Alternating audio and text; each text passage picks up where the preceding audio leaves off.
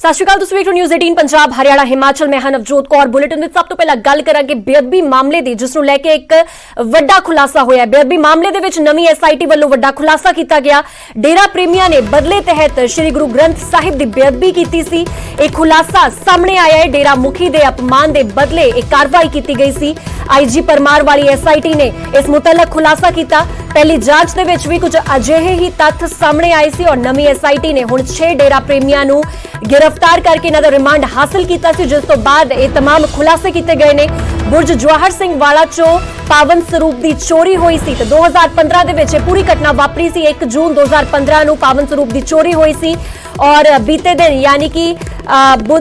मंगलवार नूं ही पूरे 6 साल पूरे हो चुके ने। 6 साल पूरे हो गए ने पर अजे तक बेअदबी के जो गुनेगार ने वो बेनकाब नहीं हो सके। पर हुण जदों नवीं SIT वालों लगातार एक्शन लीके जा रहे ने और एक्शन करदियां होया इन्वेस्टिगेशन की जा रही है, तो उस दे विच जो वड्डा खुलासा होया है, खुलासे दे विच गल सामने आई है कि जो 6 डेरा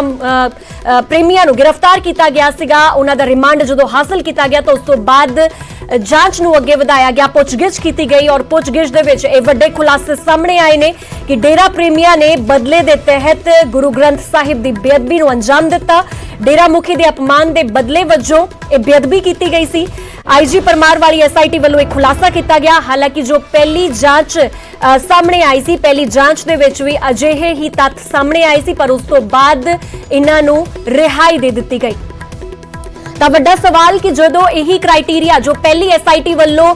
क्राइटेरिया अपनाया गया, जो दिशा दे विच जांच अगे वधाई गई, हुण नवीं SIT वालों भी उसी दिशा दे विच काम कीता जा रहा है, तो आखिर इंसाफ दी किन्नी उम्मीद है, कदों तक इंसाफ मिल सकता है? बहुत वड्डा सवाल इस वेले बनिया होया है, क्योंकि लोकां दी भावनावां इस पूरे मसले दे नाल जुड़ियां होईयां ने। पंजाब समेत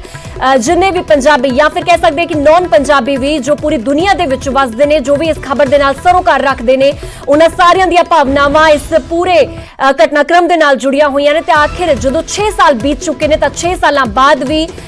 हजे तक कोई इंसाफ की किरण मिलती हुई नजर नहीं आ रही। था बहुत बड़ा सवाल इस वे बनया होया कि नवीं SIT वालों जो खुलासे किए गए ने, हुण उन्हां खुलासिਆਂ के आधार पर कि इंसाफ की कोई उम्मीद जाग रही है। ते तुहानूं वड्डी खबर दस दी कि बेअदबी मामले दे विच नवीं SIT वालों वड्डा खुलासा किया गया है। डेरा प्रेमियां ने बदले तहत गुरु ग्रंथ साहिब की बेअदबी की सी और डेरा मुखी के अपमान के बदले बेअदबी की गई सी। इस पूरी खबर ते होर गलबात करन वास्ते मेरे सहयोगी पंकज कपाही साडे नाल जुड़ गए ने। पंकज, सब तो पहला पूरी अपडेट तुहाडे तो चाहुंदे आ कि आखिर इस पूरे मसले दे विच हुण की कुछ फ्रैश जिहड़े तत्थ ने वो सामने आए ने और किस दिशा विच ये नवीं SIT इस वेले काम कर रही है? देखो,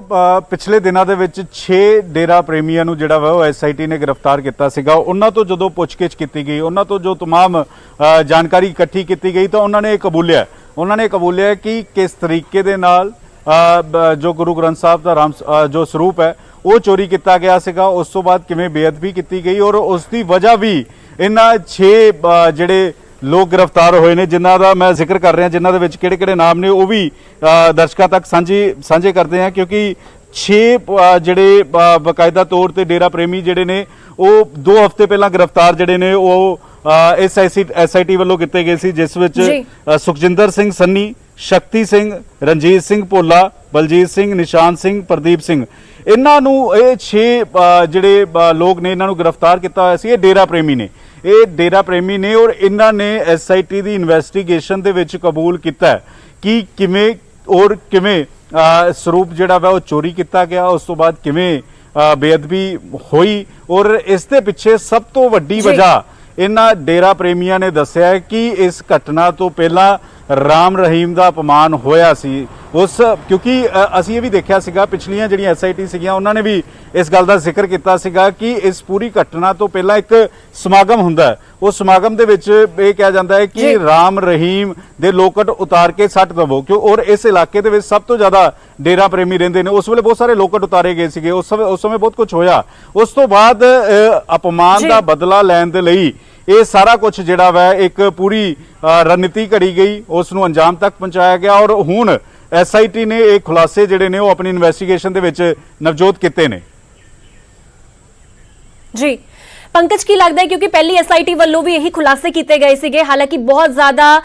ਲੋਕ ਵੀ ਰੋਸ ਦੇ ਵਿੱਚ ਨਜ਼ਰ ਆ ਰਹੇ ਨੇ, ਲੋਕਾਂ ਦੇ ਵਿੱਚ ਰੋਸ ਹੈ, ਸਿੱਖ ਜਥੇਬੰਦੀਆਂ ਦੇ ਵਿੱਚ ਰੋਸ ਹੈ, ਤਾਂ ਕੀ ਲੱਗਦਾ ਹੈ ਕਿ ਹੁਣ ਮਿਲਿਆ ਜੁਲਿਆ ਜੋ ਲੋਕਾਂ ਦੇ ਰਿਐਕਸ਼ਨ ਵੀ ਸਾਹਮਣੇ ਆ ਰਹੇ ਨੇ, ਖਾਸ ਕਰਕੇ ਕਾਂਗਰਸ ਦੇ ਅੰਦਰ ਵੀ ਜੋ ਕਲੇਸ਼ ਚੱਲ ਰਿਹਾ, ਬੇਅਦਬੀ ਬਹੁਤ ਵੱਡਾ ਮਸਲਾ ਹੈ ਉੱਥੇ ਵੀ ਬਣਿਆ ਹੋਇਆ, ਤਾਂ ਕੀ ਲੱਗਦਾ ਹੈ ਕਿ ਕੰਬਾਈਨ ਹੋ ਕੇ ਕਿ ਹੁਣ ਕੋਈ ਪ੍ਰੈਸ਼ਰ ਬਿਲਟ ਅਪ ਹੋ ਸਕਦਾ ਹੈ ਸਰਕਾਰ ਤੇ, ਕਿ ਆਸ ਬੱਝ ਰਹੀ ਹੈ ਕਿ ਕੁਝ ਮਹੀਨਿਆਂ ਦੇ ਵਿੱਚ ਇਨਸਾਫ ਮਿਲ ਸਕਦਾ ਹੈ? ਦੇਖੋ, ਇਸ ਐਸਆਈਟੀ ਨੇ ਮੁੱਖ ਮੰਤਰੀ ਨੂੰ ਪੂਰੀ ਰਿਪੋर्ट ਦੇਣੀ ਹੈ ਔਰ ਜੋ ਸ਼ੁਰੂਆਤੀ ਇਨਵੈਸਟੀਗੇਸ਼ਨ ਹੋਈ ਹੈ ਮੁੱਖ ਮੰਤਰੀ ਤੱਕ ਰਿਪੋर्ट ਪਹੁੰਚੀ ਹੈ ਔਰ ਅੱਗੇ ਕਿਸ ਤਰੀਕੇ ਨਾਲ ਇਨਵੈਸਟੀਗੇਸ਼ਨ ਚੱਲੇਗੀ, ਕਿਉਂਕਿ 6 ਸਾਲ ਪੁਰਾਣਾ ਮਾਮਲਾ ਹੈ ਲੇਕਿਨ ਲੋਕਾਂ ਦੀਆਂ ਭਾਵਨਾਵਾਂ ਉਸੇ ਤਰੀਕੇ ਦੇ ਨਾਲ ਜੁੜੀਆਂ ਹੋਈਆਂ ਨੇ। ਇੱਕ ਸਰਕਾਰ ਜਿਹੜੀ ਹੈ ਇਸੇ ਮਸਲੇ ਦੇ ਵਜ੍ਹਾ ਕਰਕੇ ਜਾ ਚੁੱਕੀ ਹੈ ਔਰ ਅਗਰ ਅਗਲੇ ਦਿਨਾਂ ਦੇ ਵਿੱਚ ਇਨਸਾਫ ਨਹੀਂ ਮਿਲਿਆ ਤਾਂ ਦੂਸਰੀ ਸਰਕਾਰ ਵੀ ਇਸੇ ਮਸਲੇ ਦੇ ਉੱਤੇ ਡਿੱਗ ਜਾਏਗੀ। ਇਹ ਅਸੀਂ ਨਹੀਂ ਕਹਿ ਰਹੇ, ਵਿਰੋਧੀ ਨਹੀਂ ਕਹਿ ਰਹੇ, ਕਾਂਗਰਸ ਦੇ ਅੰਦਰ ਹੀ ਕਾਂਗਰਸ ਦੇ ਲੀਡਰ ਹਾਈ ਕਮਾਂਡ ਨੂੰ ਕਹਿ ਰਹੇ ਨੇ, ਕਾਂਗਰਸ ਦੇ ਹਾਈ ਕਮਾਂਡ ਨੂੰ ਲੀਡਰ ਇਸ ਗੱਲ ਦਾ ਜ਼ਿਕਰ ਕਰ ਰਹੇ ਨੇ ਕਿ ਇਸ ਪੂਰੇ ਮਾਮਲੇ ਨੂੰ ਜਲਦ ਤੋਂ ਜਲਦ ਅੰਜਾਮ ਤੱਕ ਨਹੀਂ ਪਹੁੰਚਾਇਆ ਗਿਆ ਤਾਂ ਜੋ ਧਰਨੇ ਅਕਾਲੀ ਦਲ ਦੇ ਖਿਲਾਫ ਹੋਏ ਸੀ ਉਹੀ ਧਰਨੇ ਦਾਦੂਵਾਲ ਹੋਰਾਂ ਨੇ, ਮੰਡ ਹੋਰਾਂ ਨੇ ਜਾਂ ਬਾਕੀ ਜਿਹੜੀਆਂ ਸਿੱਖ ਸੰਗਤਾਂ ਨੇ ਉਹ ਵਿਧਾਇਕਾਂ ਮੰਤਰੀਆਂ ਦੇ ਘਰ ਦੇ ਬਾਹਰ ਕਰਨੇ ਸ਼ੁਰੂ ਕਰ ਦੇਣੇ ਨੇ ਔਰ ਇਸੇ ਵਜ੍ਹਾ ਕਰਕੇ ਇਨਵੈਸਟੀਗੇਸ਼ਨ ਵੀ ਤੇਜ਼ੀ ਹੋ ਰਹੀ ਹੈ ਔਰ ਰਾਹੁਲ ਗਾਂਧੀ ਤੱਕ ਵੀ ਇਹ ਮਸਲਾ ਜਿੱਥੇ ਕੋਟਲੀ ਹੋਰਾਂ ਨੇ ਚੁੱਕਿਆ ਜਾਂ ਦੂਸਰੇ ਵਿਧਾਇਕਾਂ ਨੇ ਚੁੱਕਿਆ ਔਰ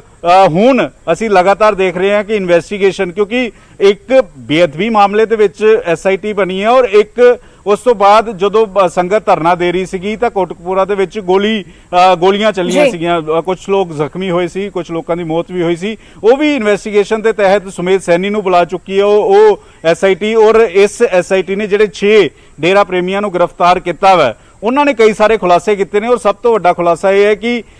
ਜਿਹੜੇ ਰਾਮ ਰਹੀਮ ਸੀ ਉਸ ਦੇ ਅਪਮਾਨ ਦਾ ਬਦਲਾ ਲੈਣ ਦੇ ਲਈ ਇਹ ਪੂਰੀ ਘਟਨਾ ਨੂੰ ਅੰਜਾਮ ਤੱਕ ਪਹੁੰਚਾਇਆ ਗਿਆ ਸੀਗਾ। ਨਵਜੋਤ ਜੀ ਠੀਕ ਹੈ ਪੰਕਜ, ਤੁਸੀਂ ਬਣੇ ਰਹੋ ਸਾਡੇ ਨਾਲ, ਅੱਗੇ ਵੀ ਤੁਹਾਡੇ ਤੋਂ ਅਪਡੇਟ ਲੈਂਦੇ ਰਹਾਂਗੇ। ਤਾਂ ਇੱਕ ਵਾਰ